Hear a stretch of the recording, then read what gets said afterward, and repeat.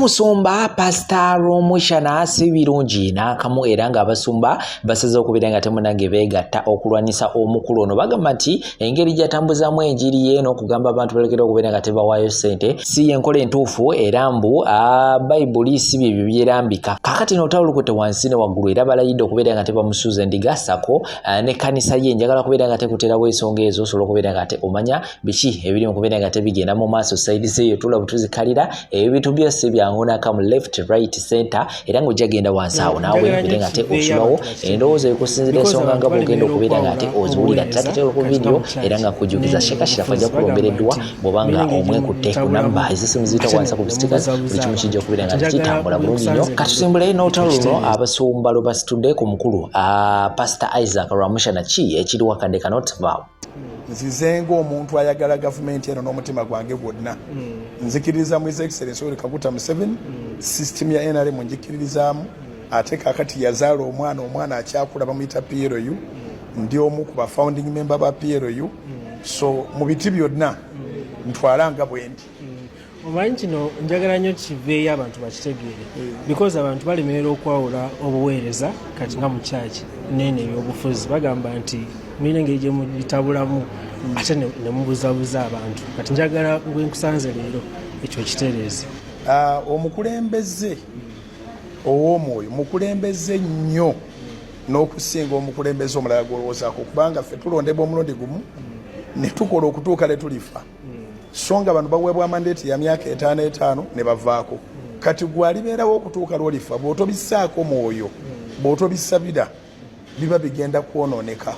So omuntu yenna bw'akugambanga nti mukulembeze wa mwoyo is a pastor or a priest or a sheikh whatever nenaga nti ebyo sibiriiko aba tayagala ggwanga lye oteeka obibeerako kubanga it's part of general knowledge oteeka okubanga omanye ebigenda mu maaso buli lunaku. So Musumba bw'oyogera ku kyokumanya ebigenda mu maaso mu ggwanga abantu bagamba nti oli ayinza okwebuuza nti omanye ebigenda mu maaso mu ggwanga abantu bagamba bawamba abantu ekita abantu simanyi biki naye temubyogerako. Balimba gyembeera sibiwulira sibiraba. Uganda kyensobola okukakasa nti eri mu kudda mu oda ndi omu ku ba victims abavumibwa ennyo n'atalina kyali nga talina waasula naye nadda ku ggwe n'avuma. So I just support that sanity. Singa Katonda atuyamba ne yeeyongeramu ko Katonda buli muntu azuukukenga nga alina kyagenda okukola akole ekimukwatako ave ku bantu abatamanyira kumanya nti mu nsi gyali. So mu ngeri eyo bw'obanga ebyo byoyogerako ebyo baba ntereereze. Nga omukulembeze otwalako kadde nonoonyako ku bantu bano abagamba nti babanyigiriza they have been pushed to the wall bali mu opposition n'abalala. Do you take that time mu baneiba bange senalabayo gwe banyigiriza ne mu mikwano gyange simanyiyo gwe banyigiriza ndowooza edde nnyo mu primary waliwo akagamba akatonyumiranga okyakajjukira aka trouble never trouble before trouble okategedde. So if you trouble your troubles it's none of my business. Don't trouble before troubles you. Obubaka butuuka ku nannyini bwo tuli mu mulembe nga waliwo abantu abaddidde essaala n'ekituuti kino omanyi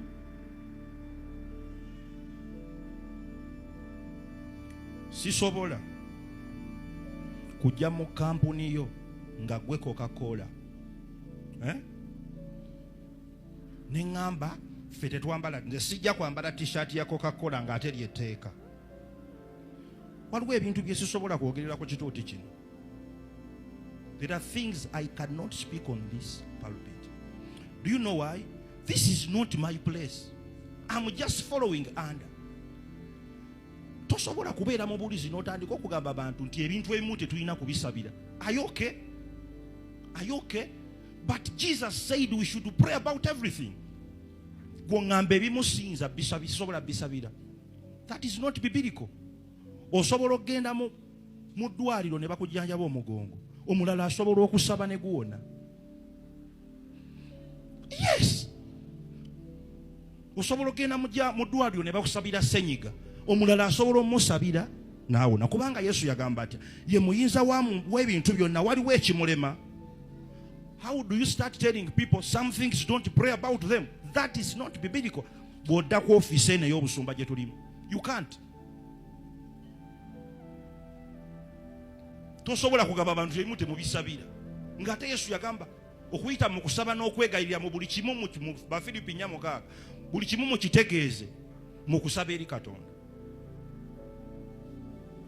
Waliwo sitaani wayagala okutuusa ekkanisa nga wabi naye ng'atandise kugirimba bulimbi. Mukama yeebazibwe. Waliwo omulabe watwala ekkanisa naye ng'atutwala mpola tetulaba. You cannot tell people that don't pray about everything. They should pray about everything.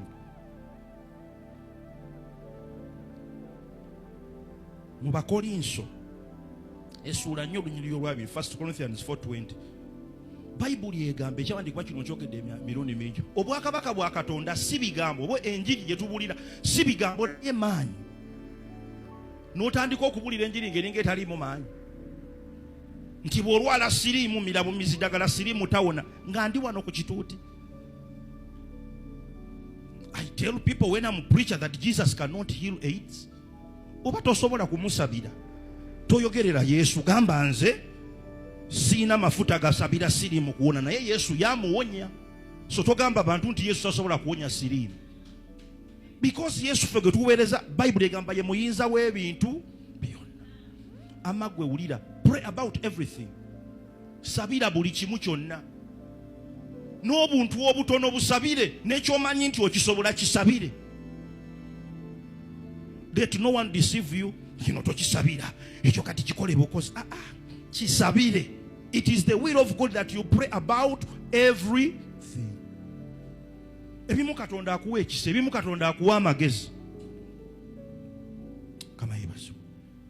Abamu enjiri bagifudde. They are turning gospel into gospel. Gospel into gospel. Otunulira clips z'omusajja nga alina clips 3 temuli mu kyawandiikibwa n'ekimu. What are you preaching? N'obuulira enjiri temuli mu kyawandiikibwa n'ekimu. Gospel into gospel, buulira lugambo. Enjiri maanyi ga Katonda, ekyo tosobola kukijjawo. So n'owakanya ekimu eky'ekkumi n'ogamba temulina kimu kyakoma, omuntu yakola statement n'agamba ebyo biba biwabya kkanisa, kuwabya kkanisa na kumalamu kkanisa maanyi. Njagala kuclarifyinga ku video gye baakwata ku kituuti nga mbuulira ne bagipositinga neefuna reaction y'amaanyi nnyo, nga njogera ku ngeri omubuulizi w'enjiri ya Kristo ebintu by'alina okwogera ne by'atalina kwogera. Ebintu bye nayogerako byali direct and clear. For example, nali njogera ku kusaba, ne ngamba nti okusaba si kyakusalawo, era omubuulizi w'enjiri kyanjawulo n'omuntu wa bulijjo ekintu ky'olowooza ku kubuulira enjiri, naye ebyenjiri Yesu yatulambika n'engeri gye tubikolamu. Nsobola okubeera n'ekintu kye ndowooza ku kintu naye ate waliwo n'obutuufu bwakyo kusinziira ku byawandiikibwa ebitulungamya ffenna ng'abakkiriza abagoberera Yesu Kristo. Omuntu asobola okwogera ebintu bingi nnyo ku kusaba. For example, bwe mba ntandikidde ku kusaba, naye Yesu yatulaga mu bulamu bwe bwonna nga ye yasabanga yadde yali Katonda. Waliwo olunyiriri olunsanyusa ennyo bw'oba osoma Yesu bwe yali agenda mu ggulu mu Yokaana essuula ey'okumin'omusanvu yonna bw'ogisaba, bw'ogisoma, era gwe ndaba njagala ogenda osome Yokaana oba John chapter 17. Yesu yadde yali amanyi nti Katonda amanyi ebintu byonna, naye bwe yali addayo mu ggulu ng'anaatera okuddayo mu ggulu yayogera kimu ku kimu, essuula ezo ziri 26. Ddayo zisome. Yali alina okubyogera byonna mu maaso ga Mukama. Bano Mukama mbasabidde obayambe bano. Go and read that chapter. John chapter 17. Naye ne mu bulamu bwa Yesu tubulaba nga yali ng'asaba. Kaakati gwe omubuulizi w'enjiri agamba nti oyimirira mu linnya lya Mukama, omutandisi era omaliza okukkiriza kwaffe, bw'ate ogamba otya nti abantu tebasaba, nti temusabira, nti siriimu tawona? Omuntu omu baamubuuza ku interview awantu nga tumulaba nti munnange ebyamagero obyogerako ki? N'addamu nga akanudde amaaso bw'ati ate nga musumba nti ebyamagero nze sibikkiriza, sibiriiyo. Kati n'oweereza Yesu eyali omukozi w'ebyamagero eyatugamba n'otugamba nti abangoberera bagenda kukola byenkoze n'okusinga byenkoze. Teri muntu ng'aweereza Yesu ng'amugoberera ng'awakanya ebyamagero, kubanga naffe wano tulinawo abantu obujulizi atugoberera. Oyinza ogenda ku social media platforms zaffe naddala ku YouTube video gye ziri nambo ojja kulaba. Tulina abantu abawonye kansa, abawonye sirimu. Nange nyina obujulizi nalina allergies nga neetakula buli kaseera nga ntambudde mu basawo nabiganye, ne neesabira ne mpona. n'obujulizi obulala bungi. Tewali muntu agoberera Yesu nga wakanya byamagero. You cannot oppose miracles because Jesus is the life form. Bible egamba abamu tebalikiriza nga tebalaba byamagero. You oppose miracles when Jesus is the king of miracles. Obwakabaka bwa Katonda nga bujjudde byamagero. So n'owakanya ekimu eky'ekkumi n'ogamba temulina kimu kyakoma. Omuntu yakola statement n'agamba ebyo biba biwabya kkanisa. Kuwabya kkanisa na kumalamu kkanisa maanyi. Kuba kuwabya kkanisa na kumalamu kkanisa maanyi. Kubanga toyinza kugamba nti temuwa kimu kya 10 simanya nti bw'oba ow'ekimu eky'ekkumi. Omuntu akola statement n'agamba nti bw'oba ow'ekimu eky'ekkumi, bw'oba oyina enjala obanga oyina ekizibu omwana nga mulwadde towa kimu kya 10. Naye ekimu kya 10 tukimanyi. It is a tenth mu Luzungu. Nti bwe mba nafunye omutwalo gumu Katonda akwagalako nusu 10. Bwe mba nafunye nusu 10 Katonda anjagalako nusu 10. So ekyenda kiba kyalazeewa. Tosobola kumala mumanyi nti bwe mba nina kimu kya 10 kyokka. Teri muntu alina ssente nga alina kimu kya 10 kyokka. Ekyenda kiba kyalazeewa. Bible egamba nti oyagalanga Katonda n'omutima gwo gwonna n'emmeme yo yonna n'omuteekamu ekitiibwa. Bw'ogamba omuntu nti ebibyo bikulu nnyo naye ebya Katonda eby'ekimu eky'ekkumi si bikulu. Ng'oli musomesa oli mugobereza wa Kristo. Nze nyinza ogamba nti ebya Katonda mu bitwale bwe mutyo ffenna wano tusomesa nnyo ku kusinza. Obuweereza babuyita worship explosion out. Okusinza kitegeeza omuntu ekintu kisinza ebintu ebirala byonna. Kama yebazibu. Kale gwe toyinza kugamba nti ate gwe asinza ebintu ebirala byonna nti Katonda yasembayo. Ng'ate ffe tugamba abantu gwe muba mukulembeza mu buli kintu kyonna. So ndabanga ebyo ebintu bikulu. Ebintu ng'eby'ekimu eky'ekkumi Malaki 3 Malaki 3:10 Katonda nga ali direct ayogera ku kimu eky'ekkumi.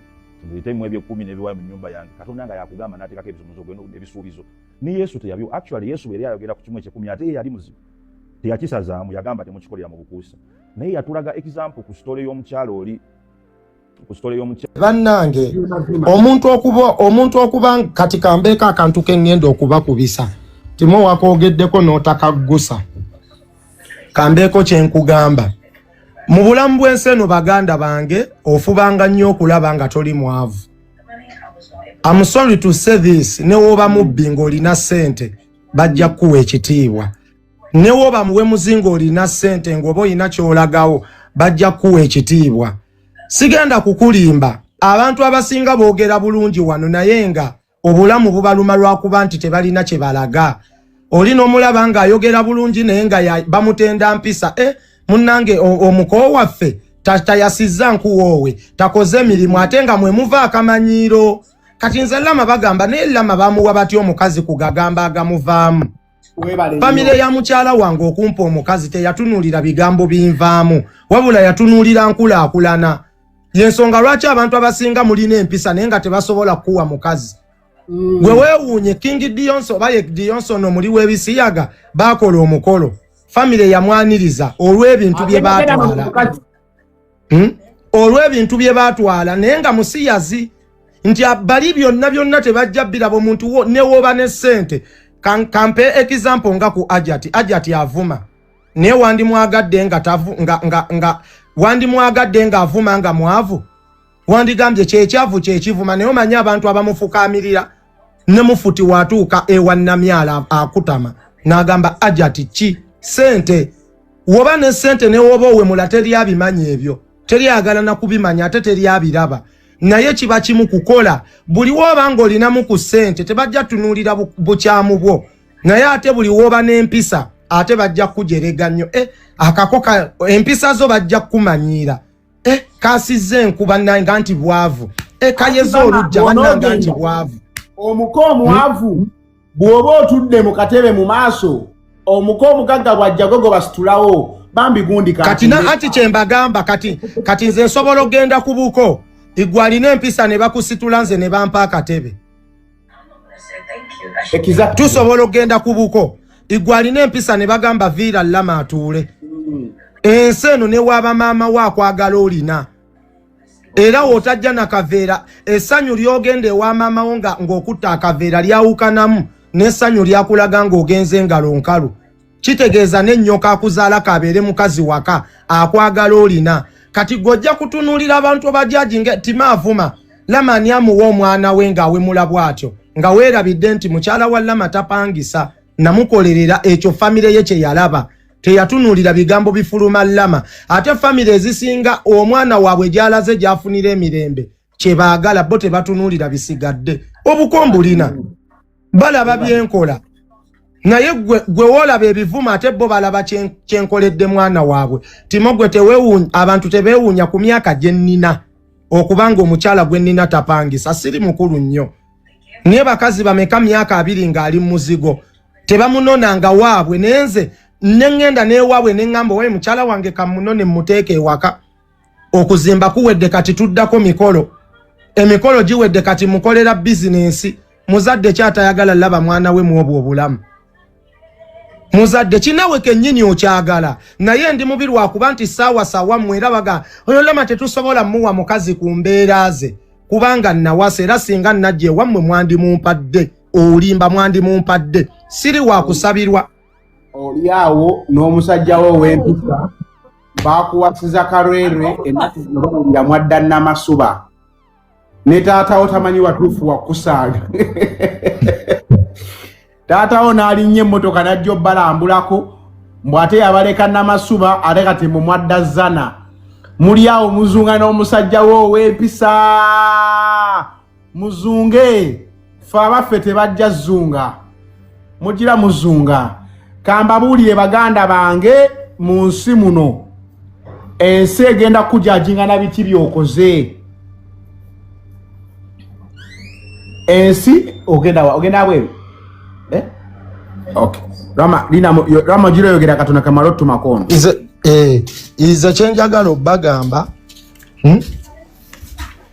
kankubulire newe buba buko kati kino kankibagambe bye basooka okutunuulira oyingiza otya era mmwe mbangamba banaga Janati yatomera awafumbirwa agenda atya oguvubuka oguwemula nze obubi obwange gwabulaba naye ate gwensula naye mu nnyumba tannabulaba era singa nali ndi mu byono Janati teyandibadde wano n'omwaka munene n'emyezi giba mingi nnyo omusajja omubi omulabirawo ku mpisa gyakuyisa naye kati abakazi abasinga ensobi ze mukola bazadde bammwe babaagaliza nnyo abasajja abalina ekitiibwa mu bantu nga boogera bulungi naye ng'ate ewaka biba birala omukyala yenna gy'ofuna emirembe gy'olina okulaga si bazadde bo okusiimira nti eyo tusiimye omusajja wa kitiibwa mwana wa gundi balina empisa famire yaabwe ya ddiini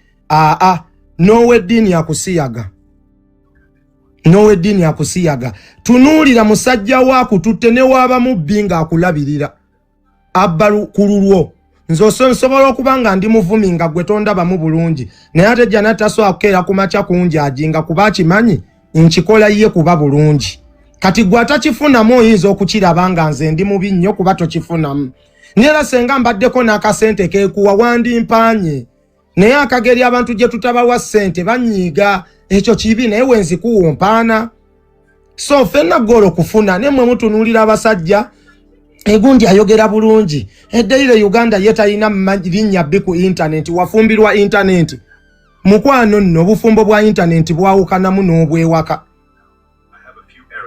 bwawukanamu oba okyajajinga omuntu nti mu kamera ye yeeyisa bulungi gwoba ogenda naye mukyafuuka basingo mother mukyatomera omusajja ne waaba avuma ne waaba muwemuzi ne waaba mubbi ne waaba ki ne waaba mutemu nga gwakuyisa bulungi genda n'oyo abasajja baba disappointinze nnyo bajja wano bambadde obusuuti bagolodde balabika bulungi banyirira babasuulidde abaana njagala otunuulire majority y'abakadaama abasinga babbaaba mmwe balaga ekifaananyi mu kamera nti babuvunaanyizibwa naye lwaki owobuvunaanyizibwa yakulekera omwana obuvunaanyizibwa tebuba ku ndabika tebuba ku bigambo guba mutima nabikolwa okumanya nti omwana wange alina okusoma era neewunya nnyo gamba nti Timo yalinga aweererayo omwana we school fees omwasamu naye omanya batawaayo fees Timo singa yayitawaayo fees singa mukyala wooye yali ayomba kadaama naye omanya abagenze ku byeyo lw'okuba nti balina okulabirira abaana